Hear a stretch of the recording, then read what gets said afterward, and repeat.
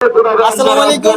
আপনারা দেখতে পাচ্ছেন আমার পাশে রয়েছে গোলকিপার ফিরোজ, যাকে সবাই এক নামে চিনে, জিকে ফিরোজ নামে, যে ভাঙ্গরা মাঠে কিনা যে অনেক ভালো গোলকিপার করে থাকে এবং কি পুরো বাংলাদেশে তার অনেক নামডাক ছড়িয়েছে। তো দেখতে পাচ্ছেন আমার সাথে সেই ফিরোজ রয়েছে।